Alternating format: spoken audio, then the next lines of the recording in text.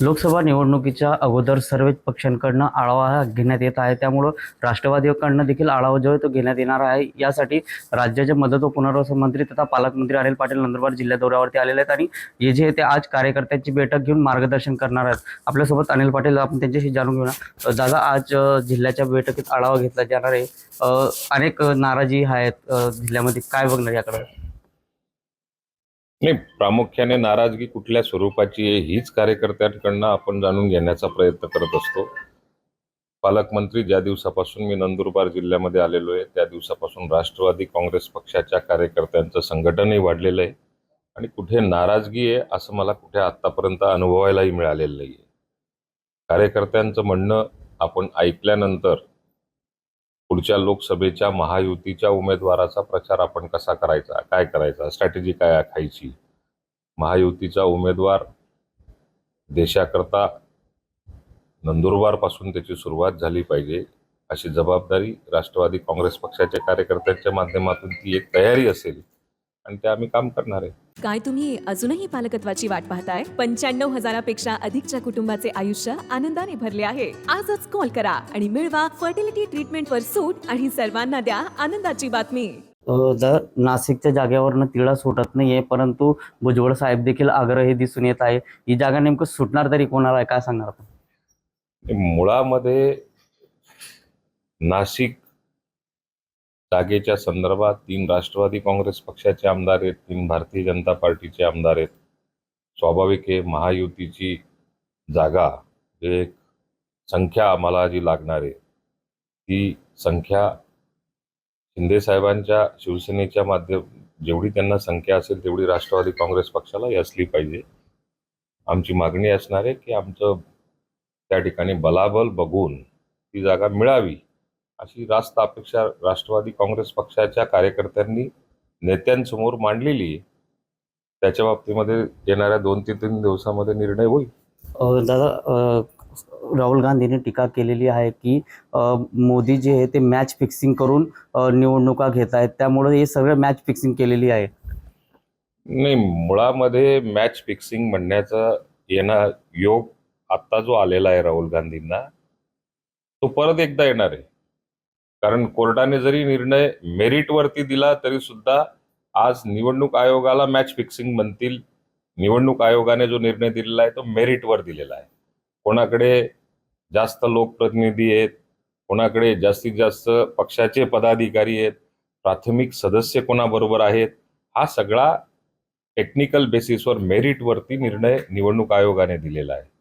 येणाऱ्या काळामध्ये हेच मेरिट सुप्रीम कोर्टात सुद्धा दाखवलं जाईल आणि तशा स्वरूपाचा निर्णय आम्हाला अपेक्षित आहे. आणि तशा स्वरूपाचा सुप्रीम कोर्टातून जरी निर्णय आला, राहुल गांधी आज इलेक्शन कमिशनला म्हणत असतील की यांनी या पद्धतीने मॅच फिक्सिंग करून आपण हा निर्णय दिलेला असं ते बोलतायत.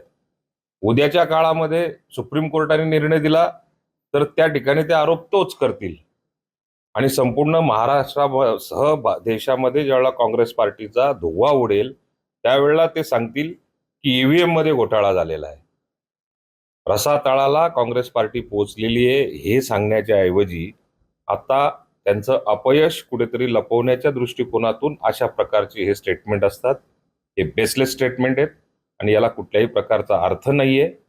आपलं संघटन कुठेतरी कमी पडतंय, आपल्या पक्षाची वातावाहत झालेली आहे, हे काही राहुल गांधींच्या लक्षात येत नाही. पण त्याच्या नावाखाली केवळ फक्त एजन्सीज ज्या असतील, न्याय प्रक्रियेमध्ये भाग घेणारी लोक असतील, न्याय देवता जी असेल त्याच्यावरती शंका उपस्थित करून कन्व्हिन्स लोकांना करू शकत नाही म्हणून कन्फ्यूज करायचं हे धोरण त्या ठिकाणी राहुल गांधींनी आखलेलं आहे. परंतु हे जे लोक बसलेले सर्व मोदींनीच बसवलेले, त्यामुळे मोदींच्या इशाऱ्यावरती चालतंय असं देखील टीका केलेली आहे. याच्यापूर्वी सुद्धा जी पण सरकार बसलेली असतील, याचा अर्थ मनमोहन सिंगचं साहेबांचं सरकार असेल, त्याच्या अगोदर अनेक सरकार असतील, ते कुठले काहीतरी फॉरेनमधनं अधिकारी किंवा पदाधिकारी किंवा न्याय प्रक्रियेतले लोक आलेले नसतात.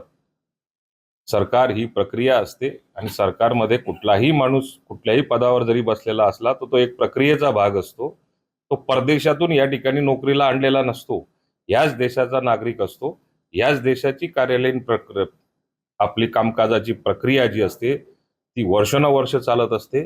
त्यामुळे या पक्षाचं सरकार आलं म्हणून यांनी बसवलं, हा आरोप केवळ फक्त निवडणुका बघून केला जातोय. प्रकाश आंबेडकरांनी देखील टीका केलेली आहे की मागच्या काळात निवडणुकीमध्ये राष्ट्रवादीने आणि काँग्रेसने आमचे उमेदवार पाडले होते, आता आम्ही त्यांचे उमेदवार पाडू असं म्हणाले आहेत प्रकाश आंबेडकर.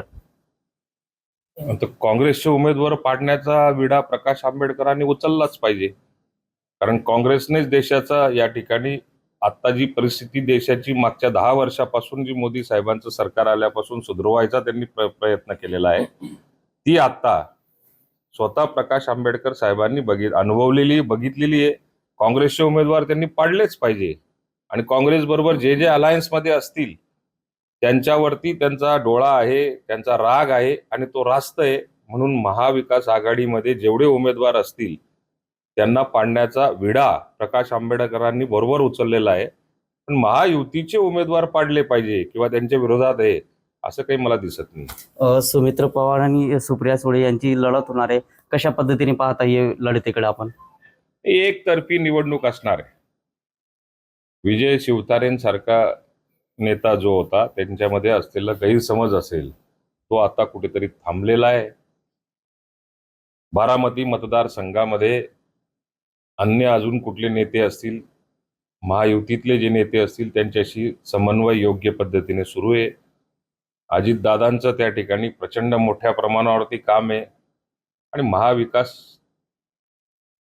आघाडीचा त्या ठिकाणी उमेदवार सुप्रिया सुळेंना जे दिलं गेलेलं आहे त्यांचं कवडीचं काम दाखवण्याची जागा नाहीये.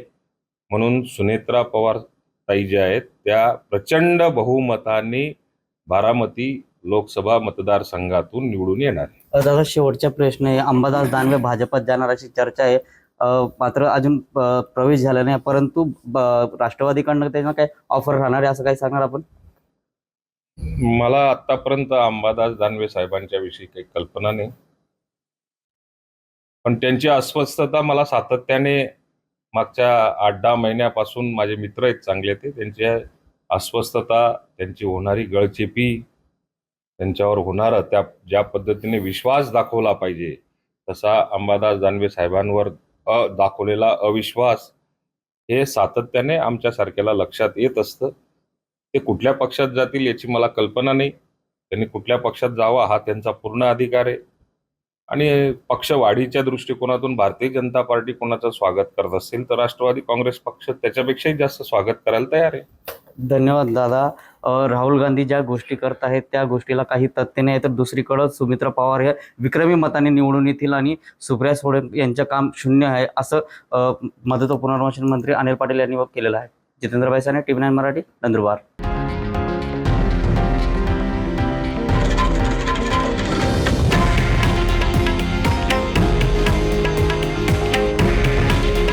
हे आहे देशातील नंबर 1 न्यूज नेटवर्क आणि आपण पाहत आहात TV9 मराठी.